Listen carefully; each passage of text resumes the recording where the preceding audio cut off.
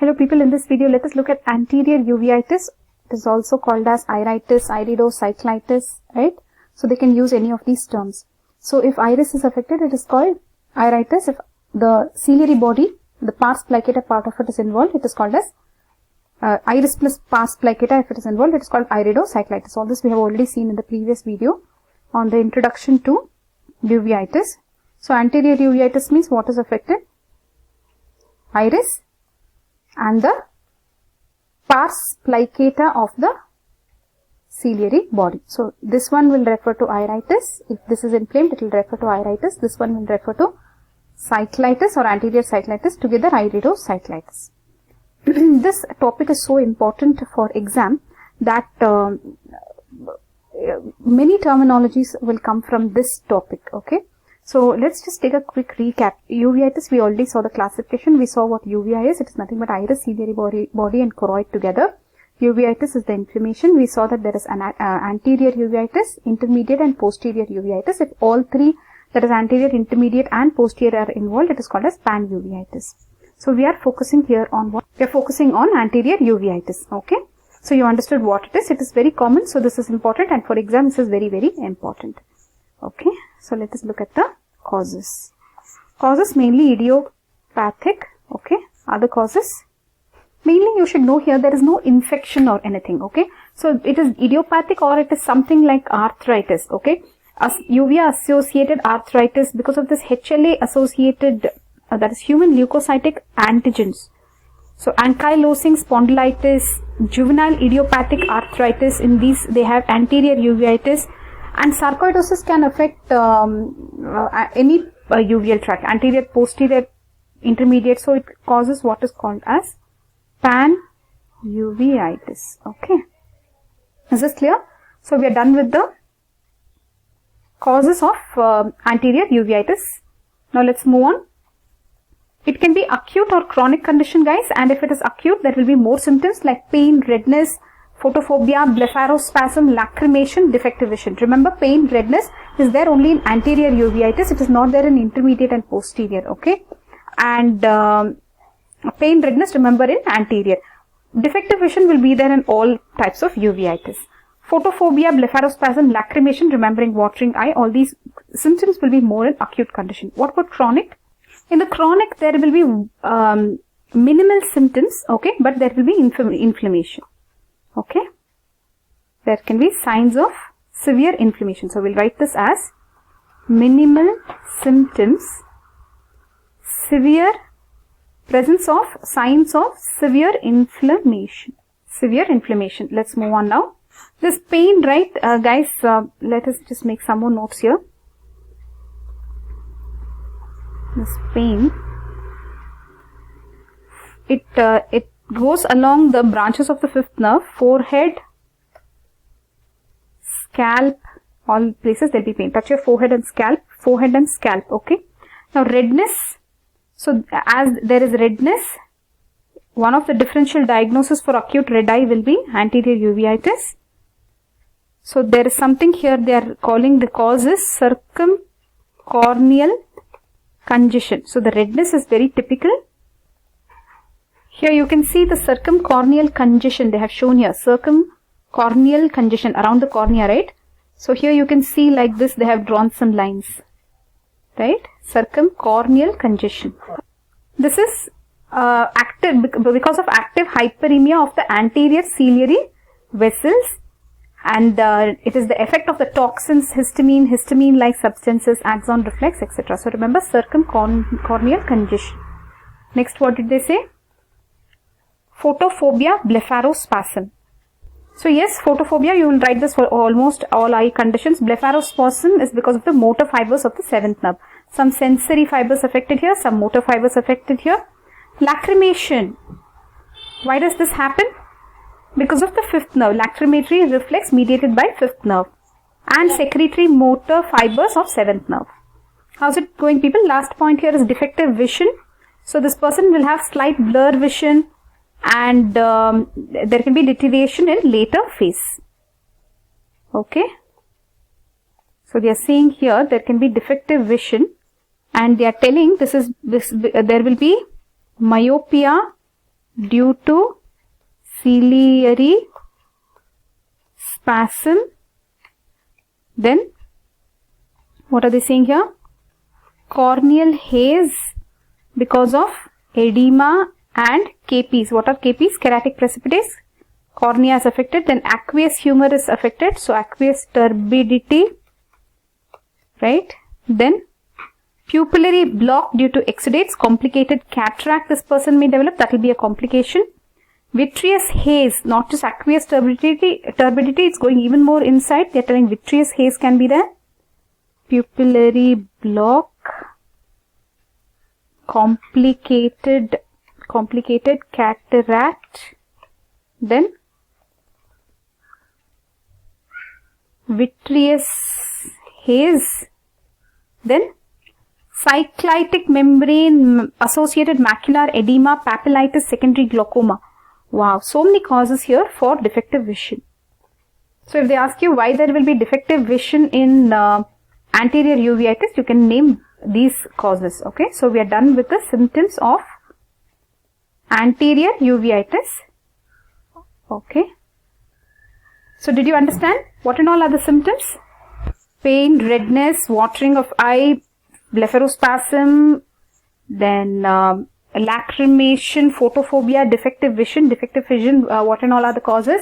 The cornea is affected, right? So corneal haze because of keratic precipitates, edema of the cornea, then aqueous humor is affected, aqueous turbidity, pupil is affected, iris is affected, so pupillary block, complicated cataract, lens is affected, behind again vitreous is affected, vitreous haze, then associated macular edema, papillitis, secondary glaucoma. So this is definitely not leaving any part. So if they ask you defective vision in anterior uveitis, corneal edema, keratic precipitates which are there here, then in anterior aqueous humor what you have? Cells. So you have some haze here.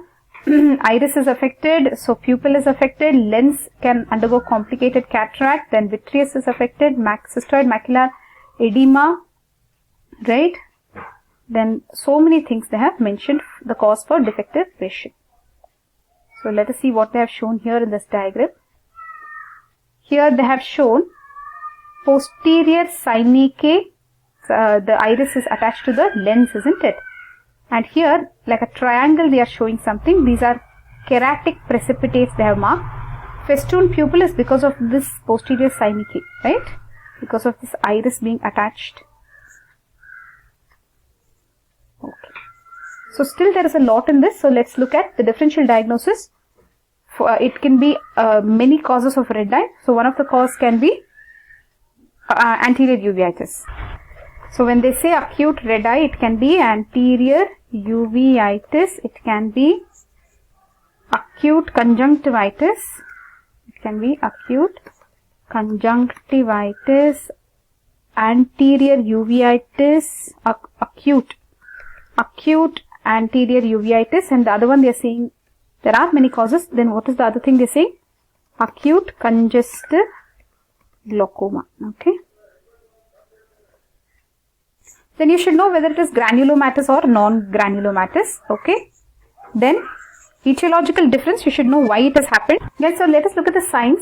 There are so many signs in this anterior uveitis that it will take a lot of time. So look at all the signs. There are lid signs, right? And we said there is a forehead and scalp pain. So you can elicit tenderness. Circumcorneal congestion we spoke of already. Corneal signs, keratic precipitate, corneal edema, right? So many things. Then it can affect the anterior chamber. There will be cells, flare, hyperpion, change in depth. Iris, what will happen? The color of the iris will get changed. There will be some nodules in the iris, right? And there can be posterior synechiae. We saw this. Festooned pupil, right? Pupil was what? That word, festooned pupil. The pupil will be narrow, right? And then there is one terminology here called as occlusio papillae. Okay, that is also important. The lens will get affected, right? So there can be complicated cataract. Vitreous is affected. Then retina is affected. Cystoid macular edema. Intraocular pressure is also affected. So as you know, there are a lot of things that are affected in this anterior uveitis. Let us look at each of these. More than this, if you just want to see what is there in this PPT, investigations that they will order, right, after doing the ocular examination, and if they know it is iridocyclitis or anterior uveitis, what treatment they will get. You should remember corticosteroids, and if the person has pain, they will get cycloplegic drugs. Okay, so as this is anterior, they can treat with topical therapy.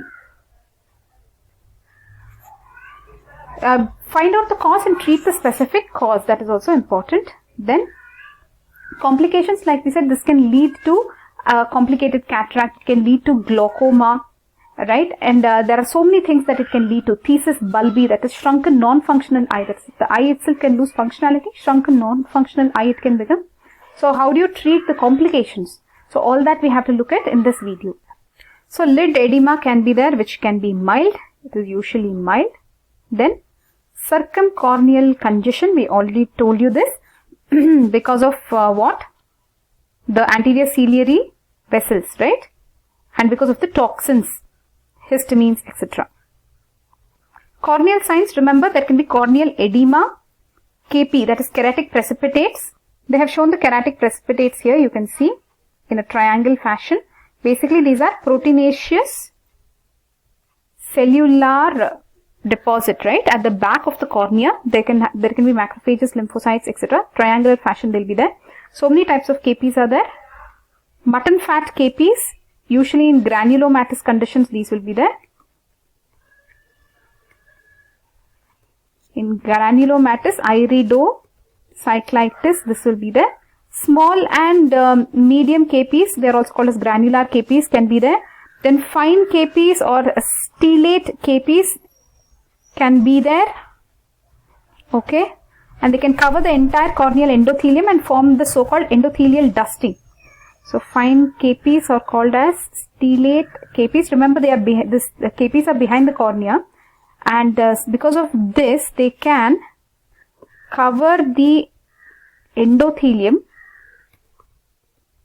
and they can cause endothelium dusting. Okay, then old KPs. Before that, in fine KPs, they are also saying that this will be there in Fuchs heterochromic iridocyclitis, herpetic iritis, and CMV retinitis. So it will be there where Fuchs heterochromic iridocyclitis, herpetic iritis, CMV retinitis. CMV usually will be in immunocompromised people like HIV, right? AIDS, not HIV. CMV, immunocompromised. Old KPs, these will be sign of healed uveitis. So we are done with KPs. Then, because of all this, there can be corneal opacity. That's the reason for defective vision, isn't it? Opacity. So we are done with the cornea. We are up till the cornea. We are done. Let's move on.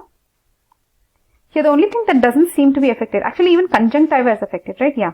So here conjunctiva is affected, circumcorneal congestion, then cornea is affected. We finish this. Let's go a little more behind now. So where are we here? So we saw how the circumcorneal congestion, then we saw cornea, how it's affected. There are KPs here, right? Keratic precipitates. Now let us move to anterior chamber and see what happens in anterior chamber. Anterior chamber. So here and all they are talking about aqueous cells. Very important. This is the most important one. Aqueous cells, aqueous flare, hypopyon, change in depth and shape of anterior chamber, changes in the angle of anterior chamber, so it can affect the intraocular pressure. So here you can see in the anterior chamber they are showing cells, right? So if there are cells, that could be an early feature of iridocyclitis.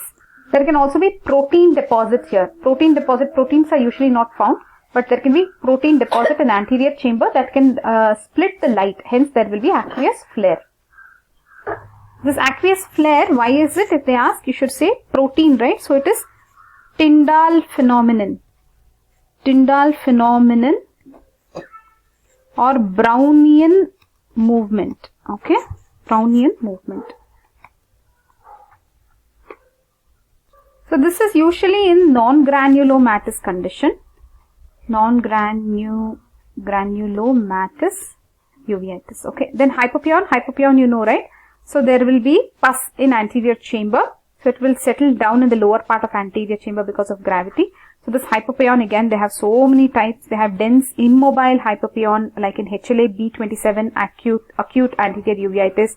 Then it can be a shifting kind of hypopyon in Behcet syndrome. There can be hemorrhagic hypopyon. So many types of hypopyon are there. So there are different types of hypopyon, okay, in different conditions. So hemorrhagic, usually trauma, you can remember easily, right? So here they are showing hypopyon. Here you can see hypopyon in acute anterior uveitis. And this image here depicts aqueous flare. They're showing aqueous flare here. Tyndall effect. So there will be change in depth of the depth and shape of the anterior chamber. There can be changes in the angle. So it can be deep, okay, it can be deep, the anterior chamber. So now we are done with the changes in anterior chamber. Shall we look at the iris and then the pupil? So iris, let us quickly look at the iris now. What and all changes will be there in iris? Loss of normal pattern means some edema, changes in the color. It can become muddy, and in heel stage it can have hyperpigmented and depigmented areas. So iris nodules, Koppe nodules, Busaka's nodules. They have shown that in the diagram here. So here you can see Busaka's nodule and Koppe's nodule here. Koppe's nodule are all around this pupillary margin, and Busaka's nodules. So Koppe and Busaka's nodules, right? Then posterior synechiae, that is, it is stuck to the lens, isn't it? So the iris gets stuck to the lens. So the anterior capsule of the lens, the iris will get stuck to. That is posterior synechiae, because it is going and sticking to the back side. In front it could have stuck to the cornea, but we are talking here about the posterior synechiae. Here, again there are three types of posterior synechiae. Segmental, then you have annular, and then you have total. Three types you have: segmental, annular and total. Segmental, some parts; annular, total 360-degree adhesion. It will prevent the circulation of aqueous humor, right, from the posterior chamber to the anterior chamber. So it is called as seclusio pupillae, right, and the aqueous humor will get collected behind the iris, and it pushes the iris anteriorly. So that is called as iris bombae. So all these terminologies are very, very very unique, right? So here aqueous humor is getting tracked, right? So this is seclusio pupillae. This will push the iris front.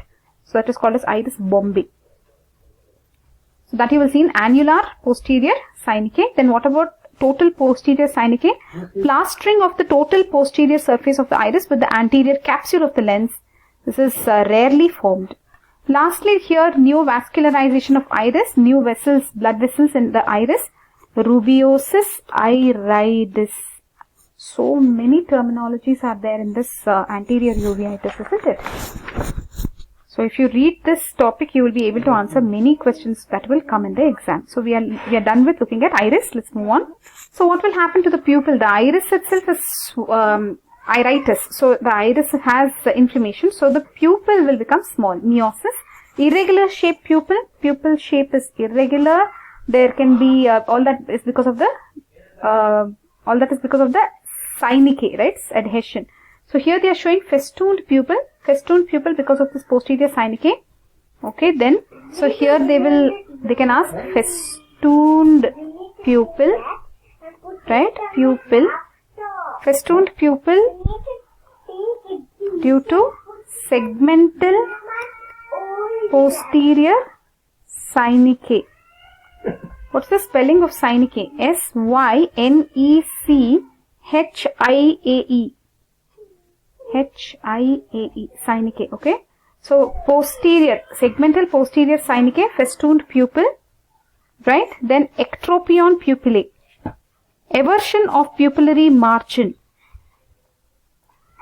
Pupillary reaction is sluggish. Okay. Then Occlusio pupillae. What is this? Occlusio pupillae, when pupil is completely occluded due to the organization of exudates across the entire pupillary area. Occluded means kind of closed, right? So this is also an important terminology. They can ask occlusio pupillae in the exam. So pupil is completely occluded, closed, right? Occluded due to organization of the exudates across the entire pupillary area. Okay, so that's about iris. Now let's move on. Iris is done. Next, lens. What happens to the lens? Pigment dispersal, exudates, complicated cataract is the most important thing. This is a complication of anterior uveitis, right? Because of all this iris hitting the anterior capsule of the lens, there can be complicated cataract. What are the features of complicated cataract? You have polychromatic luster, breadcrumb appearance of early posterior subcapsular opacities. Okay, so slowly this complicated cataract can become mature cataract. It rapidly progresses to maturity. This is about the lens, guys. So we are lens, you should remember, complicated cataract. Then let's move on to vitreous and retina. What will happen to the vitreous? Again, cells will be there, right? Cells may be seen in anterior vitreous. Cystoid macular edema can occur in a chronic iridocyclitis. Okay, happens in chronic iridocyclitis. Okay, then what happens to the intraocular pressure? It may be normal, it may be increased, it can be decreased. So many things can happen. So we looked at everything that it can affect. So we saw lens cataract, vitreous, some cells, and then cystoid macular edema. Intraocular pressure can vary, right? We saw how it will affect the cornea, the circumcorneal congestion, how it will affect iris, how it will affect pupil, how it will affect aqueous humor in anterior chamber, how it will affect everything we saw. Now how will you treat it? So you will give corticosteroids, right? So they will reduce inflammation by their anti-inflammatory effect. So they are also used in as an anti-allergic. So they reduce fibrosis. They prevent disorganization and destruction of the tissue. What and all do they use? They are using dexamethasone, betamethasone, okay, dexamethasone, betamethasone, etc., hydrocortisone, prednisolone, etc. How will you give this? They are given as eye drops, eye ointment, etc. So basically, topical corticosteroids, local therapy, right? Then they will give cycloplegic drugs if there is pain. If there is pain only, they will give this cycloplegic drugs. For acute condition, there will be more pain. So what will be the cycloplegic drugs? You have atropine, homatropine, cyclopentolate, tropicamide. So these can also remove that synechiae. Okay. So here we have written prevents synechiae, breaks synechiae, more blood supply to anterior uvea, etc. So remember here, topical corticosteroids, very important. Dexamethasone, betamethasone, these names you should write. Right? Dexamethasone, betamethasone, very important. These are anti-inflammatory, anti-allergic and anti-fibrotic. They have a lot of actions. They are the drug of choice. Then you have cycloplegic drugs. Then broad spectrum antibiotics. Why are they giving this? They are saying for some umbrella cover. Systemic therapy. Systemic therapy. Similar drugs systemically they are giving. Okay. Physical measures, hot fomentation, dark goggles. These are all very standard, right? Relax the eye. Let's move on. Specific treatment. They are telling you have to treat the cause. So if it is tuberculosis, treat it. If it is syphilis, if it is toxoplasmosis, etc. Anyways, now let us move on. What are the, if you don't treat it, what are the complications? It can lead to complicated cataract, secondary glaucoma. It can lead to cataract, it can lead to glaucoma. Then it can lead to choroiditis. Choroiditis will be what? Choroiditis refers to, does it refer to the intermediate uveitis, or just saying that entire choroid is affected, pars plicata, pars plana, everything? Retina also affected. We already saw retinal. So what are the complications? Retinal detachment can happen, papillitis, right? Then band-shaped keratopathy, thesis bulbi, shrunken non-functional eye. So in glaucoma itself, there are two types of glaucoma, early glaucoma and late glaucoma that it can cause. Okay. Early glaucoma, late glaucoma. You know how the complicated cataract happens, right? Because of the posterior synechiae, anterior capsule of the lens, the iris is stuck to, so complicated cataract. What about glaucoma? All those cells in the anterior chamber, right? They can lead to clogging of the trabecular meshwork, so there can be increased intraocular pressure. So that will be hypertensive uveitis. What about late glaucoma? So before that, let's make the notes here. Anterior chamber cells, okay, clog the trabecular meshwork, right? So increased intraocular pressure. What about late glaucoma? So we studied something called as in posterior synechiae we saw seclusio pupillae, right? That is when there is annular. When there is annular posterior synechiae, right? That time 360 degree, what will happen? The iris is stuck to the lens, so there will be blockage of the flow of the aqueous humor from the posterior chamber to the anterior chamber. So that can lead to this condition called as seclusio pupillae, which further, if it makes the iris bulge forward, that is called as iris bombi, right? So that is late glaucoma. So in this case, is there raised intraocular pressure, but there is nothing flowing into the anterior chamber. Everything is in the posterior chamber only. What is the cyclitis membrane? Organization of the exudates present behind the lens. This is something happening behind the lens. Okay. Organization of exudates present behind the lens. Then what is choroiditis? So you already know what choroiditis, inflammation of the choroid. Retinal complications, there can be cystoid macular edema, macular scar, macular hole, epiretinal membrane, exudative retinal detachment. Which type of retinal detachment? Exudative retinal detachment. Okay, so the retina has so many layers, right? So you already know what a retinal detachment is. So in case you don't know, the retina here, the innermost layer, right? The retina has some layers. So what will happen? The 10 layers, they will get detached.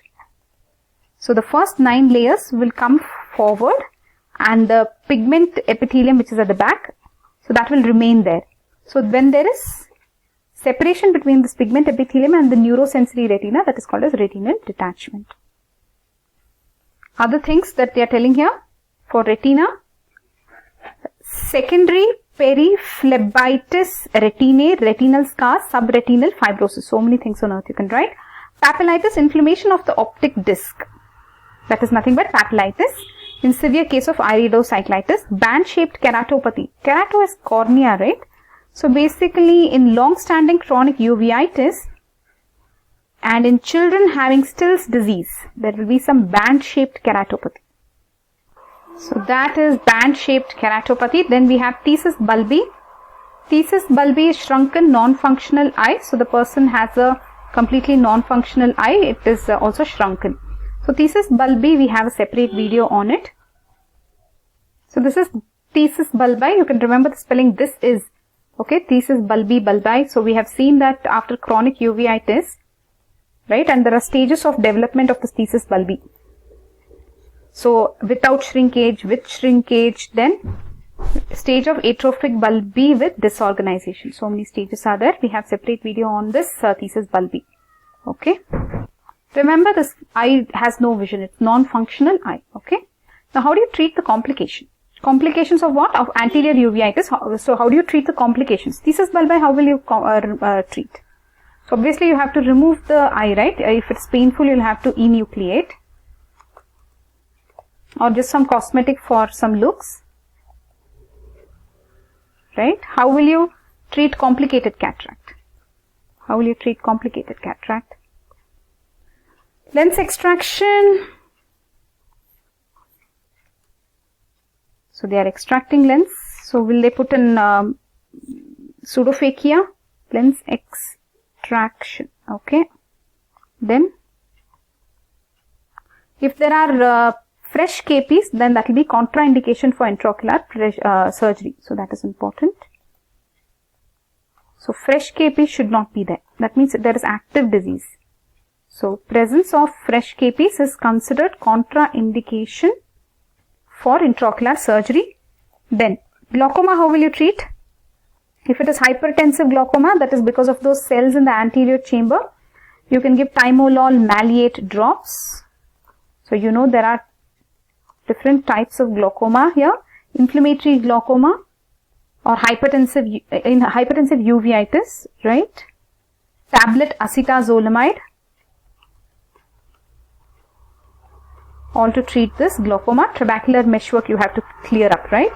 Are you getting it? So there are two types of glaucomas. In hypertensive uveitis, because of those cells in anterior chamber, you have inflammatory glaucoma.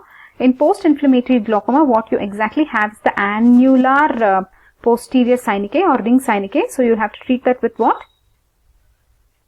Laser iridotomy. To remove that posterior synechiae, you can also give cycloplegics, etc. Right? Surgical they are doing laser iridotomy. If laser is not available, then surgical iridectomy. Coming to retinal detachment, you already saw mostly it will be exudative retinal detachment. It can resolve itself if the uveitis is treated. Okay, and if it is tractional retinal detachment, you are talking about vitrectomy, etc. So we are done with the complications and the treatment of the complications. So we are done with this topic, anterior uveitis. Let's take a recap. This is a very important topic, anterior uveitis. So basically anterior uveitis will refer to the inflammation of the iris, that is iritis, or it will be iridocyclitis, where iris and pars plicata of the ciliary body are affected. So this is most common and very important for the exam. There are many signs in this, so many terminologies, so you will need to understand this. The causes idiopathic, HLA associated, right? Some juvenile idiopathic arthritis, sarcoidosis, so many human leukocytic antigen, so many causes here. Then ankylosing spondylitis, one more word was there, that was there in the etiology. Coming to the symptoms, the patient will come with pain, redness, photophobia, lacrimation, blepharospasm and defective vision. If it is an acute condition, chronic usually they will have less symptoms. Now when it comes to you as a doctor, what signs will you see? In the lid, there can be edema mild, that's not important. Circumcorneal congestion. Corneal signs, you can see corneal edema. Keratic precipitates in triangular fashion. There are three or four types of keratic precipitates. You have mutton fat KPs, then you have small, medium KPs, fine KPs, old KPs, then corneal opacity can happen. So cornea, what and all will you say? Edema, KPs, opacity, okay. Then coming to anterior chamber, cells, flare, hypopyon, change in depth, shape, angle. So here what are the other terminologies? That's all. Then iris, what and all are the terminologies? Kopes nodules, Busaka's nodules, posterior synechiae, you have seclusio pupillae, iris bombae, so many terminologies here. Seclusio pupae, iris bombae. Right, then you have something here called as neovascularization of iris, that is called as rubiosis iridis, another terminology here, rubiosis iridis. Then pupillary signs, you have festooned pupil, then occlusio pupillae, this is also important, occlusio pupillae also is important, okay. Then coming to lens, you have complicated cataract, then it can lead to go to maturity. Then you have in vitreous and retina cystoid macular edema, changes in intraocular pressure, you have normal, increase, decrease, but anyways remember glaucoma is the complication. You have two types of glaucoma, inflammatory and post-inflammatory. So moving on, non-specific treatment, you have topical corticosteroids, dexamethasone, betamethasone, cycloplegic drugs, okay, like atropine, home atropine, cyclopentolate, tropicamide, you should know why you're giving them. Physical measures, hot fomentation, dark goggles. Specific treatment, you'll have to treat the cause. Anterior uveitis complications can be complicated cataract, secondary glaucoma, cyclitic membrane, choroiditis, retinal complications like cystoid macular edema, exudative retinal detachment, and so many other retinal complications. Papillitis, that is inflammation of the optic disc, band-shaped keratopathy that's affecting the cornea, and thesis bulbi, shrunken non-functional eye. So how will you treat the complications? Treat glaucoma with timolol, acetazolamide. Post-inflammatory glaucoma, you can do laser iridotomy, iridectomy. Complicated cataract, you can do lens extraction. Then if it is tractional retinal detachment, vitrectomy. Thesis bulbi, if it is painful, you can enucleate. So that's all for now in this topic on anterior uveitis, that is iridocyclitis, iritis, etc.